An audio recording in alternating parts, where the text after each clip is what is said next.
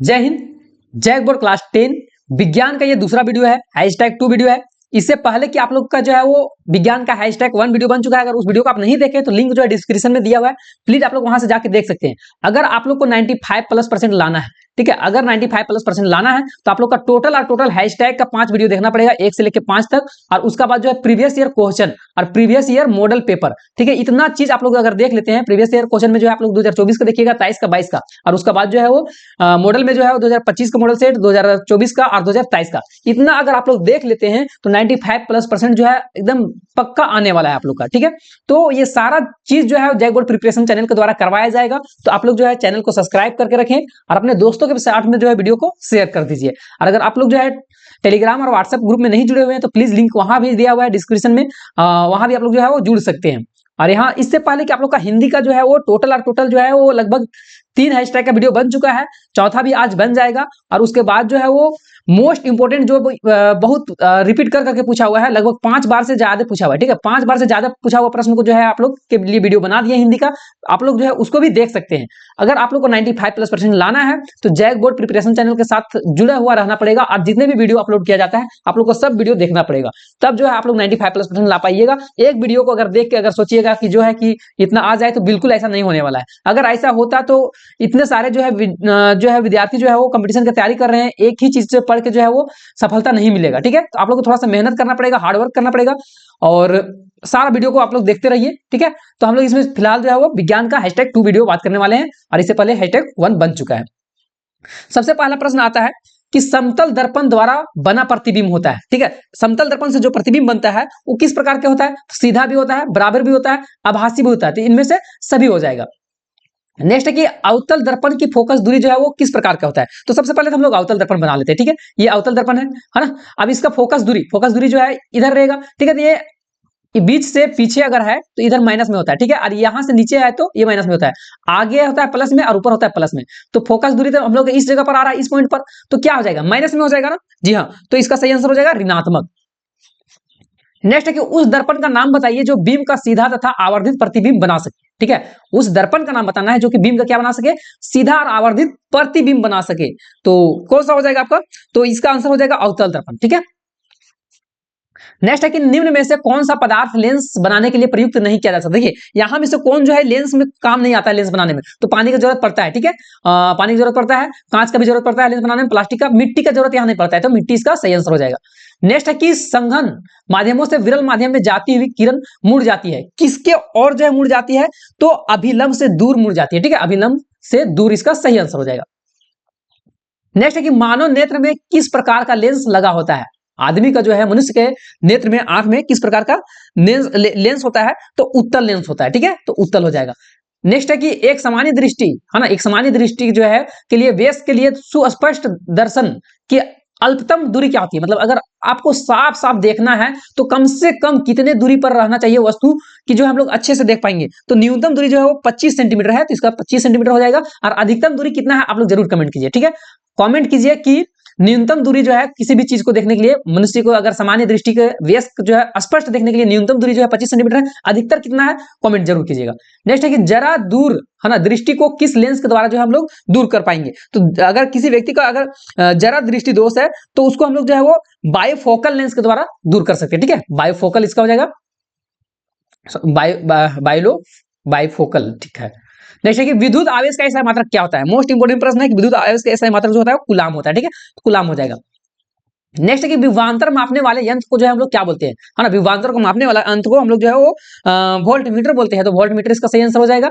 Next है कि 1 unit विद्युत ऊर्जा का मान जो है वो कितना होता है? तो 1 यूनिट विद्युत ऊर्जा का मान जो है 3.6 गुने 10⁻6 जूल, है ना, ये होता है। तो इसमें क्या कौन सा हो जाएगा? हाँ, डी नंबर हो जाएगा। नेक्स्ट है 12 नंबर कि किसी विद्युत धारावाही सीधी लंबी परिनालिका के भीतरी चुंबकीय क्षेत्र, है ना, किसी विद्युत धारावाही सीधी लंबी परिनालिका के भीतर चुंबकीय क्षेत्र जो है वो किस प्रकार का होता है? तो सभी बिंदु पर जो है वो समान होता है, ठीक है। नेक्स्ट की अभिक्रिया क्या हुआ है यहाँ? Fe+Cu+SO4, ठीक है। यहाँ जो है वो ये अभिक्रिया किया हुआ है और यहाँ जो है ये अभिकारक है और ये उत्पाद है।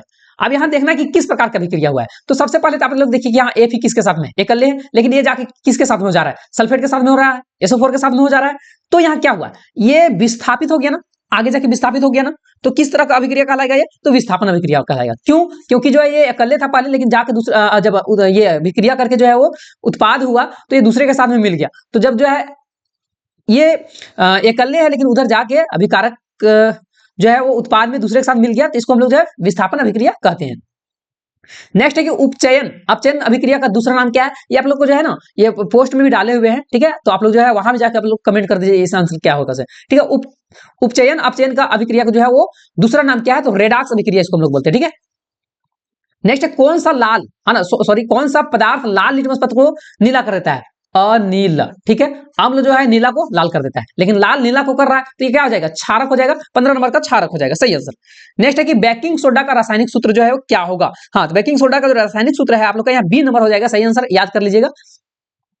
नेक्स्ट है कि अम्लीय विलयन का पीएच मान जो है वो क्या होता है। देखिए सबसे पहले हम लोग पीएच स्केल को समझते हैं, ठीक है, पीएच स्केल को समझते हैं, है ना। तो यहाँ जो है गिनती लिखिए, चलिए 1 2 3 4 5 6 7 8 9 10 11, ठीक है, 12, इस तरह से रहता है ना। साथ में जो रहता है ना, साथ में जो रहता है वो उदासीन रहता है, ठीक है। साथ में क्या रहता है, उदासीन। और साथ से जितना इधर आएगा उतना ज्यादा क्या होता है, अम्लीय होता है, ठीक है। क्या होता है, अम्लीय, है ना। 7 से जितना नीचे आएगा इधर 5 6 5 4 2 1, इधर जितना इधर आएगा उतना ज्यादा जो है अम्लीयता बढ़ते जाएगा, और 7 से जितना ऊपर जाएगा उतना क्षारीयता बढ़ते जाएगा। तो जो है यहाँ बोला है कि अम्लीय विलयन का मान कितना होना चाहिए, तो 7, तो उदासीन होता है 7 से कम, तो 7 से कम हो जाएगा, ठीक है, सही आंसर। तांबा और जस्ता का मिश्र धातु को जो है हम लोग क्या बोलते हैं, ठीक। तांबा और जस्ता का मिश्र धातु को जो हम लोग पीतल बोलते हैं, इसका सही आंसर पीतल हो जाएगा। कौन सी जो है मुलायम धातु को चाकू से हम लोग जो है काट सकते हैं, मुलायम धातु को चाकू से, धातु है उसको हम लोग काट सकते हैं, तो किसको, तो सोडियम को काट सकते हैं, ठीक है। ये प्रश्न जो है आप लोग को पहले हम करवा चुके हैं, है ना, ये प्रश्न पहले भी हम करवा चुके हैं। एल्केन का सामान्य सूत्र क्या है ना, तो आप लोग सबसे पहले तो यहाँ लिख लीजिएगा, है ना, एल्केन, ठीक है, एल्केन। उसका बाद यहाँ एल्किन, है ना, एल्किन और एल्काइन, इस तरफ लिखिएगा।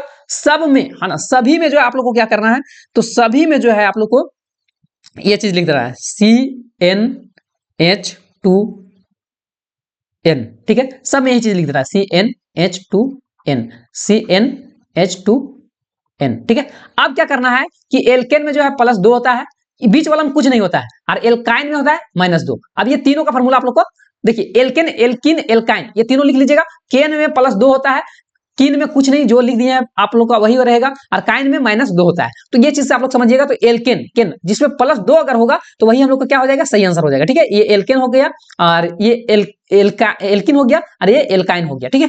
नेक्स्ट है कि एल्डिहाइड का प्रकार्यात्मक समूह जो है वो क्या है, तो इसका सही आंसर हो जाएगा CHO, है ना, बी नंबर। आप लोग का ना ये जो है, ये प्रश्न जो है आप लोग का मॉडल सेट आई थिंक हम लग रहा है ना कि ये 2022 का है, ठीक है, 2022 या 23 का ही है। स्वपोषी पोषण के लिए आवश्यक क्या है, तो स्वपोषी पोषण के लिए कार्बन डाइऑक्साइड, जल, क्लोरोफिल, सूर्य का प्रकाश, इनमें से सभी जरूरत है। नेक्स्ट निम्नांकित में कौन परजीवी है, राइजोबियम, प्लाज्मोडियम, आर्किड या फिर तो मच्छर, है ना। तो इसका राइट आंसर जो हो जाएगा वो आर्किड। नेक्स्ट है पित्त का रस स्राव होता है, कहां से, पित्त का रस जो है हम लोग को कहां से निकलता है, तो यकृत से निकलता है, यकृत हो जाएगा लीवर। कौन सा पदार्थ हार्मोन कोशिका का विभाजन में सहायक होता है, जी हाँ, तो कौन सा पदार्थ जो है हार्मोन, कौन सा पादप हार्मोन कोशिका में जो है वो विभाजन में सहायक होता है, तो साइटोकाइनिन, साइटोकाइनिन। घेघा रोग पनपता है किसके वजह से, तो आयोडीन की कमी वजह से, ठीक है, गला फूल जाता है ना। नेक्स्ट है कि मुकुलन द्वारा अलैंगिक जनन किसमें होता है, तो मुकुलन द्वारा अलैंगिक जनन जो होता है वो अमीबा में होता है, नहीं बिल्कुल नहीं होगा, अमीबा में नहीं होता है, ईस्ट में नहीं होता है, ईस्ट मुकुलन जो होता है ना हाइड्रा में होता है, और हाइड्रा यहाँ ऑप्शन में नहीं है, और उसके अलावा भी ईस्ट इसका तब सही आंसर हो जाएगा, ठीक है, हाइड्रा रहता तो हाइड्रा हो जाता। नेक्स्ट है कि पूर्ण विकसित अंडाशय क्या कहलाता है, पूर्ण तरह से विकसित है उसको हम लोग जो है वो अंडा विकसित हो जाता है उसको हम लोग फल बोलते हैं, ठीक है। मेंडल ने अपने प्रयोग के लिए किस पौधा को जो चुना हुआ था, तो मटर का, साधारण सा मटर का चुना हुआ था। आगे है कि निम्न में से कौन सा एक कृत्रिम पारितंत्र है, मतलब आदमी के द्वारा बनाया हुआ पारितंत्र है, तो तालाब, खेत, झील वन। आदमी किसको बनाया है? तो खेत को बनाया हुआ ना, तो खेत हो जाएगा। अब यहां तक जो है आप लोग का ऑब्जेक्टिव खत्म होता है। अब यहां से हम लोग सब्जेक्टिव चालू करेंगे। तो एक बार आप लोग को याद दिला देते हैं कि अगर आपको 95+ % लाना है तो उसके लिए जो क्या करना होगा, तो उसके लिए एक ही काम है, आप लोग जैक बोर्ड प्रिपरेशन चैनल के द्वारा जितने भी वीडियो है अपलोड होता है वो सारा का सारा आप लोग देखते जाइए। टोटल हर सब्जेक्ट का जो है #1 से लेकर 5 तक का वीडियो डाउनलोड अपलोड किया जाएगा, उसको जो आप लोग देख लीजिएगा। और उसके बाद जो है वो प्रीवियस ईयर जितना भी क्वेश्चन है ना, प्रीवियस ईयर 2022, 23, 24, ठीक है, इसका प्रश्न का अपलोड किया जाएगा, तो इसको भी आप लोग देख लीजिएगा। और प्रीवियस ईयर मॉडल पेपर, ठीक है, इसको आप लोग पूरा देख लीजिएगा। तो आप लोग को 95+% लाने से कोई नहीं रोक सकता है, ठीक है। तो इतना चीज आप लोग जो है वो मेरा बात को मानते हुए जो है आप लोग कीजिएगा। आगे देखिए प्रश्न यहाँ कि अवतल दर्पण में बनने वाले प्रतिबिंब का एक स्वच्छ किरण आलेख खींचना है जब वस्तु अवतल दर्पण की वक्रता केंद्र पर हो, ठीक है। तो यहाँ देखिए कोई वस्तु जो है वक्रता केंद्र पर जो है इस तरह से बना दिया गया है वस्तु को, और ये जो है अब यहाँ से जो है वक्रता केंद्र, अब यहाँ देखिए मुख्य अक्ष के समांतर अगर प्रकाश किरण जाता है तो कहां से गुजरता है? एफ से गुजरता है, ठीक है। तो यहाँ एफ से गुजारा हुआ है, ये मुख्य अक्ष के समांतर गया तो ये एफ से गुजरा, ठीक है, ये एफ से गुजर गया, ठीक है। तो ये जो है आप लोग का चित्र बना लेना है। नेक्स्ट है कि निकट दृष्टि दोष क्या है ना, इसको जो है हम लोग कैसे दूर कर सकते हैं? तो वह दृष्टि दोष जिसके कारण कोई व्यक्ति निकट के वस्तु को देख ही नहीं पाता है, ठीक है। क्या बोला है कि सॉरी, वह दृष्टि दोष जिसके कारण कोई व्यक्ति निकट के वस्तु को स्पष्ट रूप से देख सकता है परंतु दूर, है ना, परंतु दूर की स्थिति जो है उसको नहीं देख पाता है। अब यहां समझिए कि जो चीज उसको सही दिख रहा है ना, वही उसका जो है क्या होता है? दोष होता है। फिर से एक बार समझिए, फिर से समझिएगा। निकट दृष्टि दोष क्या है, इसे कैसे दूर किया जा सकता है? तो वह दृष्टि दोष जिसके कारण व्यक्ति निकट के वस्तु को साफ सुथरा देख रहा है, ठीक है, निकट दृष्टि दोष है। अब देखिए निकट दृष्टि दोष है और निकट की चीज को ही वो बढ़िया से देख पा रहा है, उल्टा यहां होता है, ठीक है। निकट दृष्टि दोष है लेकिन निकट की चीज को सही सही देख सकता है, लेकिन दूर के वस्तु को सही रूप से स्पष्ट रूप से नहीं देख सकता है, इसी को हम लोग निकट दृष्टि दोष कहते हैं, ठीक है। अब आगे कि इसका कारण क्या है, तो अभी नेत्र के लेंस की वक्रता का अधिक हो जाना, नेत्र का गोलक लंबा हो जाना, इसके लिए क्या उपाय है, कैसे हम लोग ठीक कर पाएंगे इसको?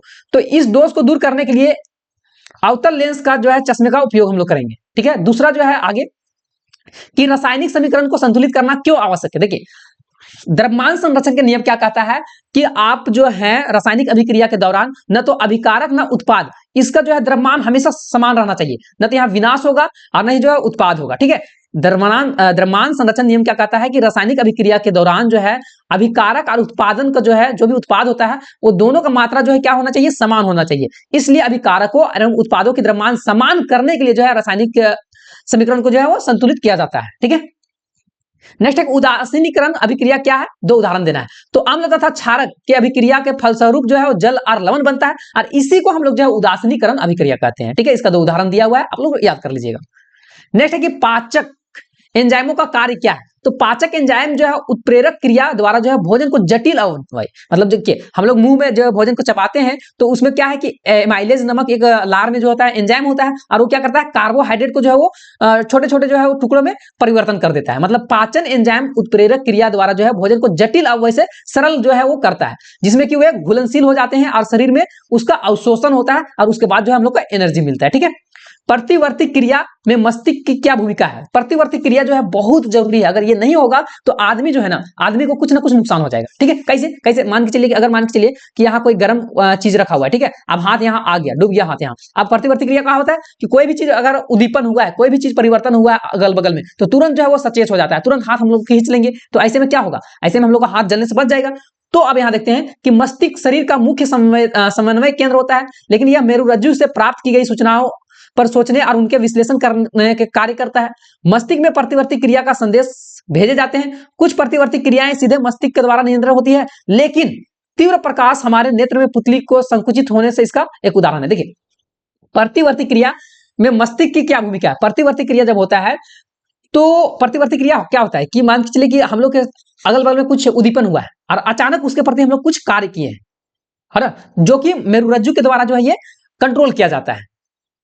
अब यहां फिर से एक बार आंसर समझिए कि मस्तिष्क जो है वो शरीर का मुख्य समन्वय केंद्र है, पूरा जो है शरीर को जो है कंट्रोल करता है मस्तिष्क, और यह मेरुरज्जु से प्राप्त की गई सूचनाओं पर सोचने एवं उसको विश्लेषण करने का कार्य करता है। अब मेरुरज्जु जो है, मेरुरज्जु क्या करता है? शरीर के हर एक भाग से सूचना को प्राप्त कर करके जो है मस्तिष्क को देता है, ठीक है। और मस्तिष्क में प्रतिवर्ती क्रियाओं का संदेश भेजे जाते हैं और कुछ प्रतिवर्ती क्रिया सीधे जो है वो मस्तिष्क द्वारा नियंत्रण होती है जैसे कि हम लोग समझ सकते हैं कि यहाँ उदाहरण के थ्रू कि तीव्र प्रकाश है ना, एक अचानक से लाइट आता है आंख में, तो हम लोग का आंख क्या होता है, तुरंत बंद हो जाता है। तो ये इसका एक उदाहरण हो सकता है। नेक्स्ट है कि डीएनए प्रतिकृति का प्रजनन में क्या महत्व है। तो देखिए, जब तक डीएनए प्रतिकृति अगर फोटोकॉपी नहीं होगा, है ना, डीएनए का कॉपी नहीं होगा, तो जो है वो विभिन्नताएं में जो है जय विकास होगा ही नहीं। डीएनए के प्रतिकृति बनने से विभिन्नताएं उत्पन्न होती है और विभिन्नताओं से ही जो है जय विकास होता है। और डीएनए की प्रतिकृति बनने से ही जो है कोशिका का जो है क्या होता है, विभाजन होता है। और प्रजनन के लिए ये बहुत जरूरी है। और कोशिका का जब प्रतिकृति नहीं बनेगा तो जनन संभव ही नहीं हो पाएगा। नेक्स्ट कि पारितंत्र में अपमार्जकों की क्या भूमिका है, पारितंत्र में अपघटक की क्या भूमिका है ना। तो यहां देखिए, अपमार्जक पर्यावरण में जो है वो पदार्थों को चक्रण में महत्वपूर्ण भूमिका निभाते हैं। यदि अपमार्जक न हो तो पृथ्वी की सतह पर अपशिष्ट का जो है वो ढेर लग जाएगा और सभी जैव भू रसायन चक्र में बाधित होने लगेंगे तथा पर्यावरण को जो है प्रकृति संतुलन अस्थायी रूप से समाप्त हो जाएगा।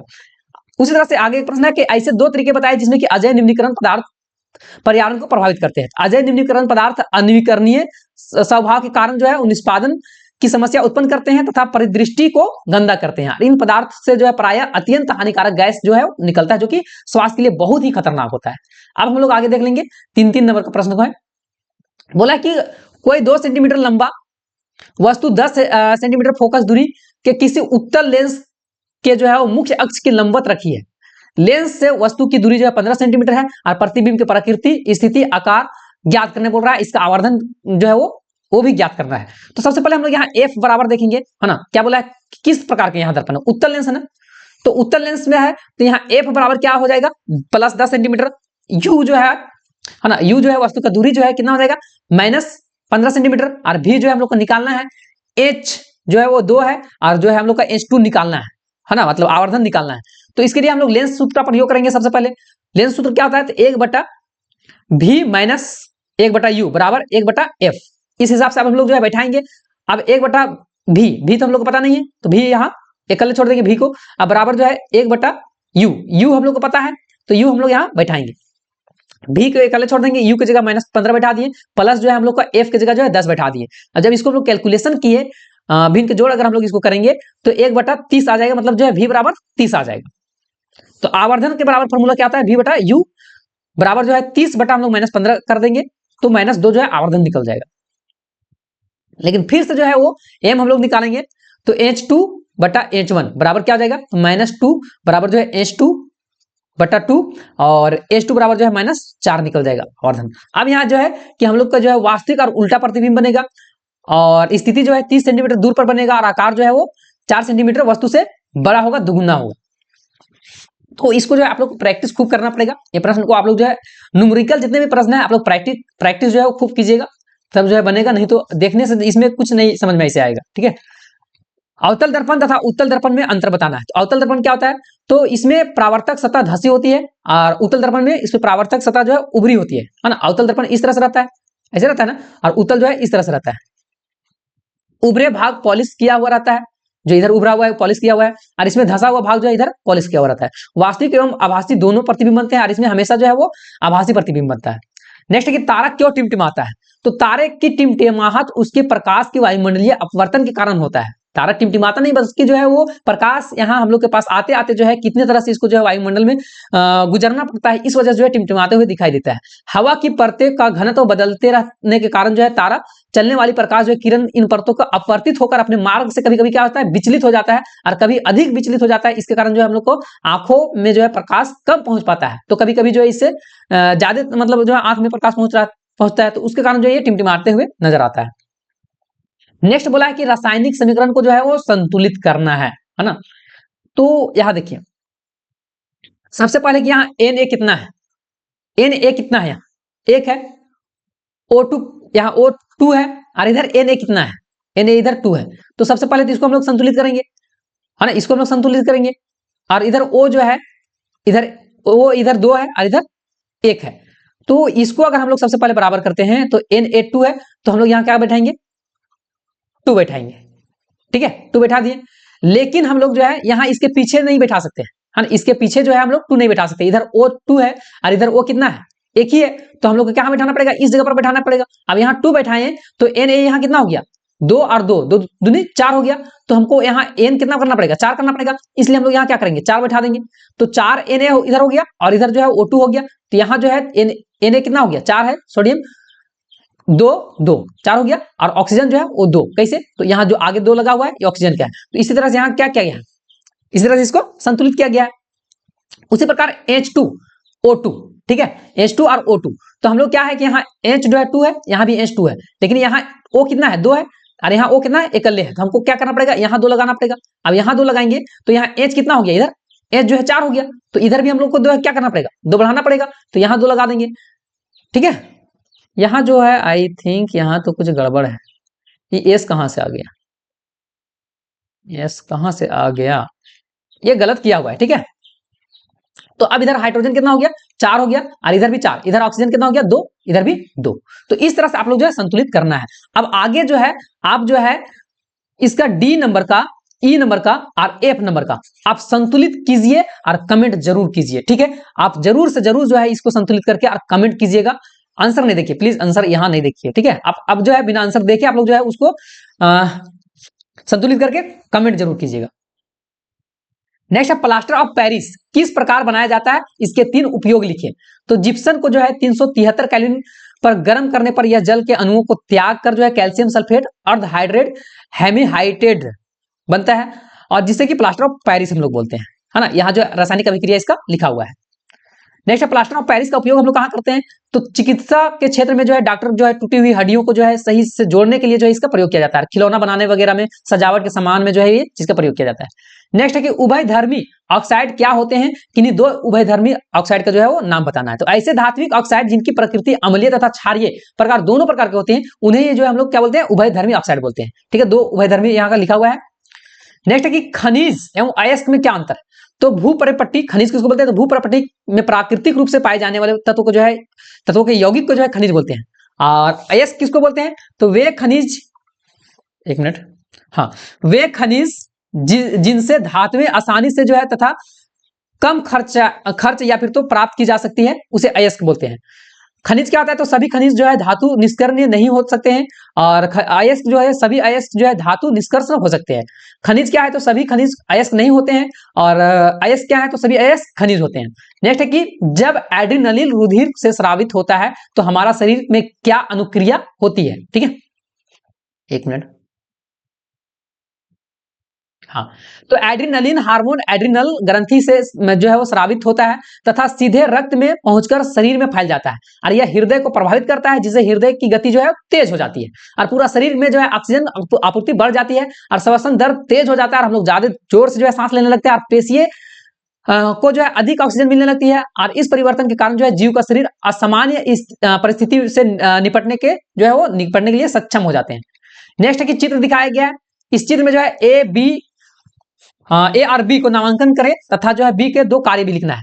ए में क्या है, इसको हम लोग क्या बोलते हैं, ये बाह्य दल इसको बोलते हैं, दलपत्र, और बी में क्या है, इसको हम लोग अंडाशय बोलते हैं। अभी दोनों को जो है वो काम भी बताना है, ठीक है। तो अंडाशय के काम क्या है, तो अंडाशय के 2 कार्य कि यह स्त्री केसर का मुख्य भाग है, और इसमें जो है बीजांड रहता है, और यह निषेचन की क्रिया में जो है मुख्य रूप से भाग लेते हैं। नेक्स्ट जो हम लोग देख लेंगे अब 5-5 नंबर का 4 प्रश्न। श्रेणी क्रम संयोजन को परिभाषित करें। एक विद्युत परिपथ में 3 प्रतिरोधों को जिनके प्रतिरोध क्रमशः R1, R2, R3 को श्रेणी क्रम में जोड़ा गया है, विद्युत परिपथ के तुल्य प्रतिरोध जो है वो ज्ञात करना है। तो सबसे पहले हम लोग क्या करेंगे, तो जब पहले प्रतिरोध का दूसरा छोर और दूसरे के जो है पहले छोर से दूसरा का दूसरे छोर से और तीसरे के पहले छोर से जोड़ा जाता है, यहां देखिए, यहां दिख रहा है, फिर से एक बार समझिए, जब पहले प्रतिरोध का दूसरा छोर, हाँ ये पहला प्रतिरोध है, इसका दूसरा छोर जो है वो दूसरे प्रतिरोध के पहला छोर, ये दूसरा जो है प्रतिरोध इसका पहला छोर से, और दूसरे का जो है तीसरा से, यार ये दूसरा का जो है वो तीसरा के पहले छोर से जोड़ा जाता है। तो इस प्रकार का संयोजन को हम लोग क्या बोलते हैं, श्रेणी क्रम संयोजन बोलते हैं। और इस चित्र को याद रखिएगा, ठीक है। इसका जो है मोस्ट VVI प्रश्न जो है वो ओम का नियम मोस्ट इंपोर्टेंट प्रश्न है, पार्श्व क्रम और श्रेणी क्रम, ये 3 प्रश्न इससे बहुत ज्यादा इंपोर्टेंट है, ठीक है।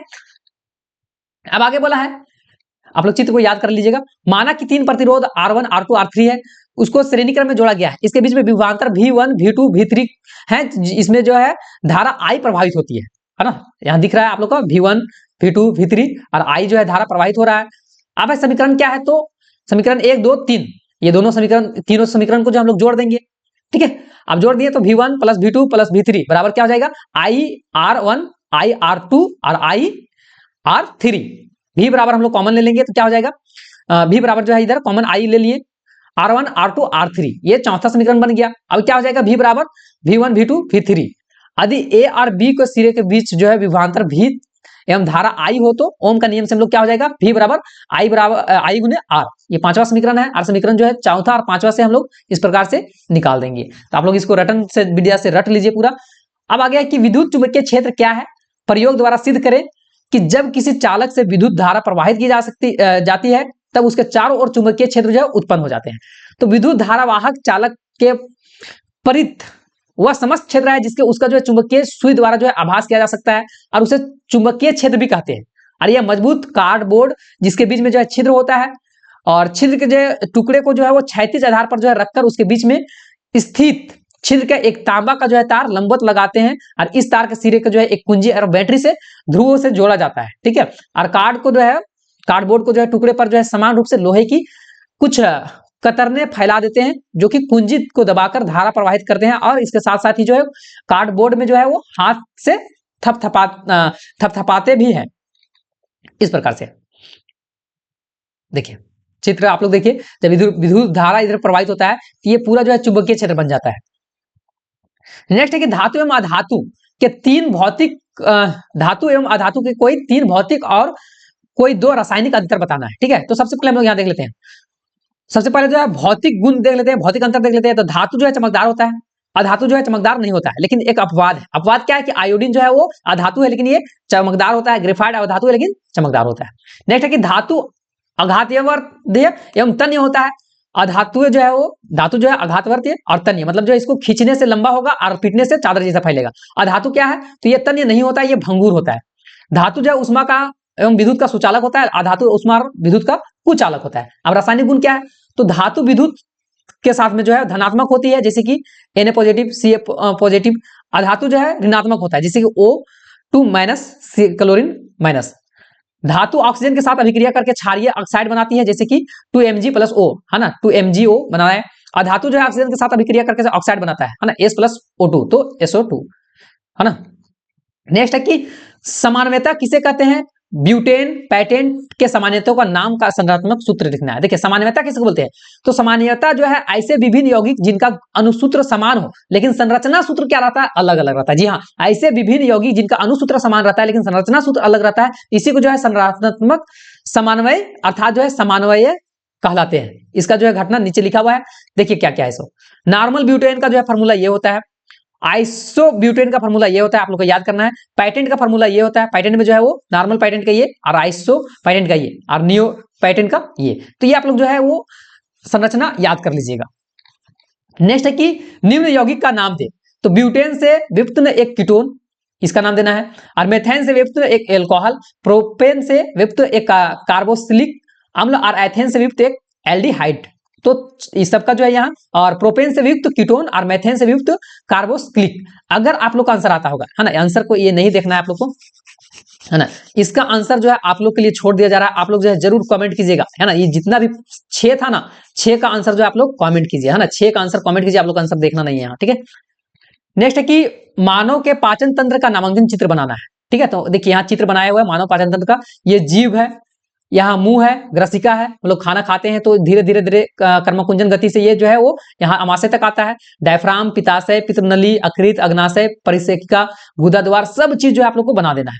और उसी प्रकार आगे जो है अमीबा में पोषण का सचित्र बनाना है, तो अमीबा जो है, अमीबा का जो है चित्र बनाना है ना। अमीबा अपनी सतह पर जो है उंगली जैसी अस्थायी वर्धन, हाँ, प्रवर्धन बनाता है, इसे कुटपाद भी कहते हैं। और कुटपाद भोजन को जो है घेर कर एक खाद धानी बनाते हैं जो स्वयं गायब हो जाते हैं। इस तरह से आप लोग जो है इसका चित्र को याद कर लीजिएगा, प्रैक्टिस भी कर लीजिएगा, हो सकता है इंपॉर्टेंट है, आ भी सकता है।